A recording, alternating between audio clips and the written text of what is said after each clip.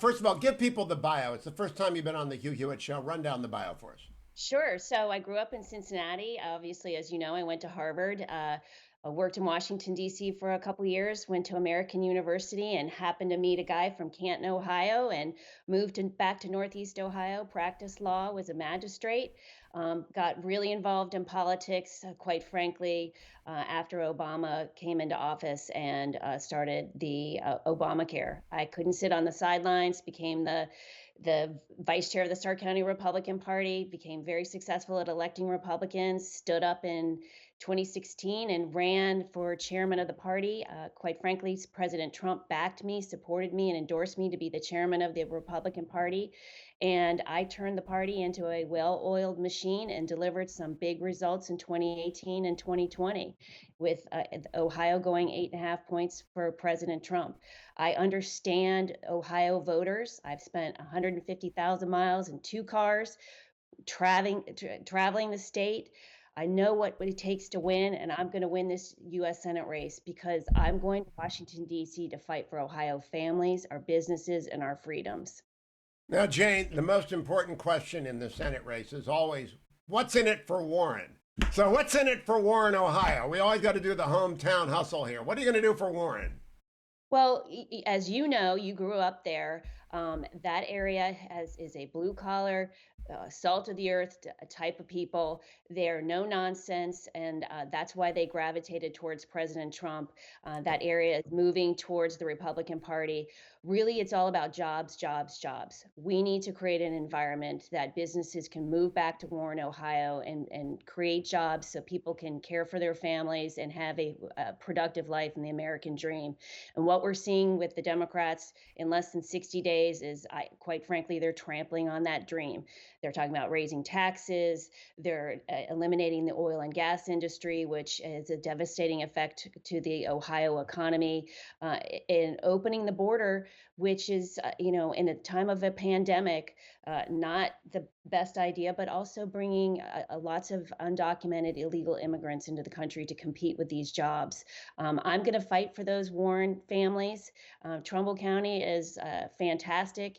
They're salt of the earth, great people, and they deserve the American dream. They need There you someone go. in There you go. for them. Check that box. Make sure you stop at John F. Kennedy High School when you go down there. Now, I want to talk a little bit about you got a great Attorney General, Dave Yost. He's been a guest on the show a long time. He's a friend.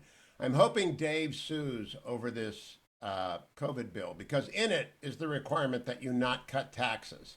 If you take the money that the federal government is generously giving you back from the federal taxpayers and running up the deficit, Ohio would not be allowed to cut taxes. Do you think that's constitutional, Jane Timken? No, it is not. It's actually it's an overreach. It's coercive. It is exactly what the founding fathers did not want the federal government to do. States' rights and state sovereignty are prime in our Constitution, and Ohio has every right to reduce taxes. Thankfully, we have the majority in Republicans in the state house and a Republican governor, Mike Dewine. And if we want to reduce taxes, we're going to do it. So when is the primary, Jane Timken, in 2022? It's in May of 2022. So we're about And a year away, 14 months. right, already out on the campaign trail, traveling the state. As you know, it's a big state, going to all 88 counties. Now, there is really a parade of people. I know Josh Mandel. I know J.D. Vance. I know all the congressmen who are running. How do you think, with that many people, you might be the last man standing, might be a woman because you're the only woman I see in that race. But how is it going to play out? And I will be willing to come and moderate a debate. I'll be fair to everyone.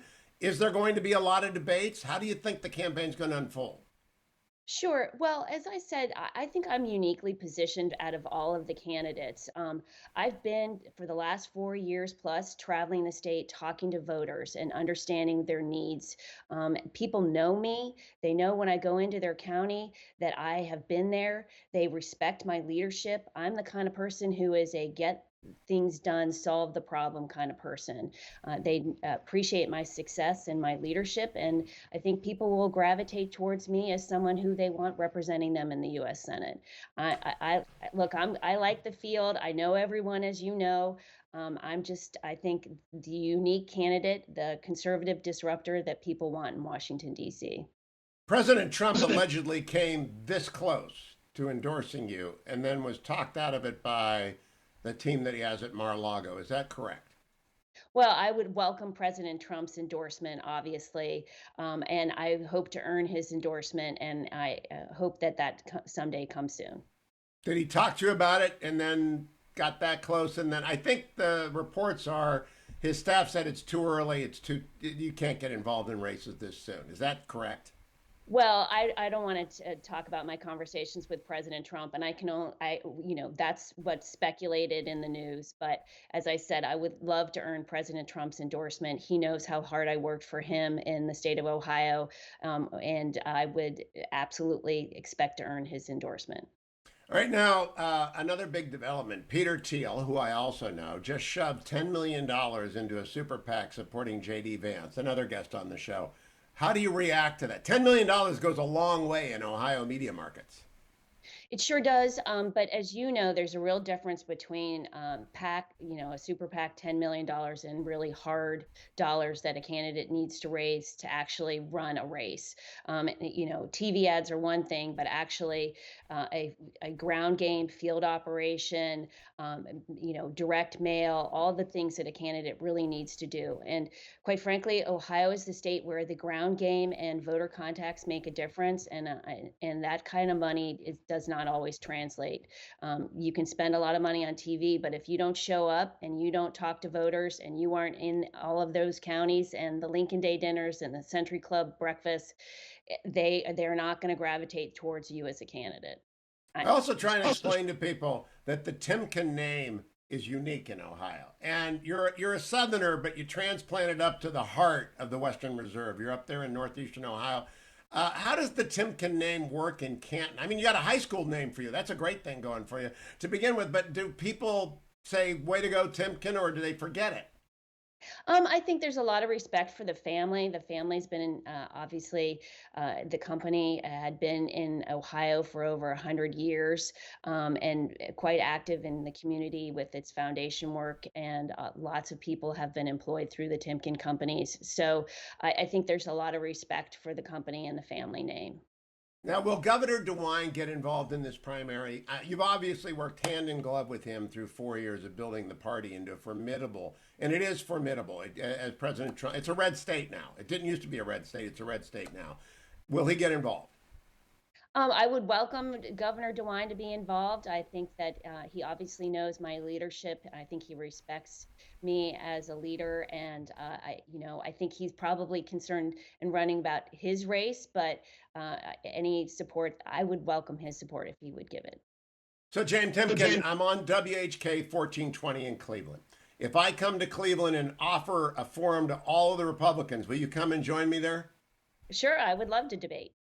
That's what I love. I know Josh will come. I expect JD will come. We should do it a lot. Don't you think we ought to have a lot of debates? Ohio is, I mean, it's a key set. If we don't hold Ohio, we don't hold the Senate, right? If we don't win in Ohio, it's over.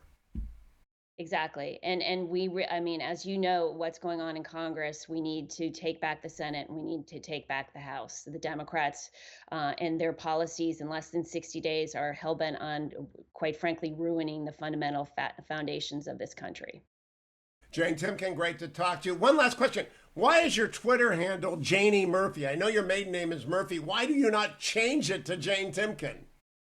Well, I started out as Janie Murph. That's I'm Irish. I'm proud of my heritage, and my last name, my maiden name was Murphy. So Janie Murph on Twitter. That's just so counterintuitive. Janie Murph on Twitter.